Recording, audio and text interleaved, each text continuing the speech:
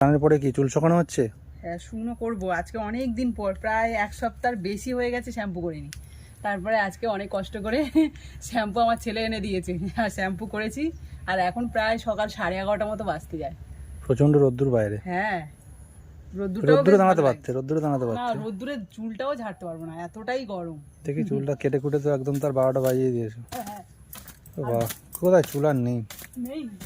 আর উঠে যাচ্ছে পুরো, মানে ভেজানোই হয় না। সারা সপ্তাহে কোনোদিনই আমি চুল ভেজাই না, চুলে তেলও দিই না। মানে কি বলবো, আর চুলের কোনো যত্ন নেই, আর কি থাকবে বলো। আর বাইরে আকাশে দেখো, মানে আকাশটা পুরো অন্যরকম লাগছে। আকাশ দেখা যাচ্ছে না, হালকা বোঝা যাচ্ছে। হ্যাঁ, খুব সুন্দর। সকাল থেকে আমি তো সেই 6টা থেকেই উঠে মানে কাজ বাজ করছি, আর দেখছি মেঘ টেঘগুলো এত, মানে মেঘ নয়, আকাশটা এত সুন্দর, রোদ্দুরটাও বেরিয়েছে খুব সুন্দর। মাঝে মাঝে একটু ঝিরিঝিরি বৃষ্টি হচ্ছে, বেশ ভালোই লাগছে। এই গরমে রোদ্দুরে দাঁড়াতে পারবো না, ফ্যানের হাওয়ায় চুল শুকনো করবো।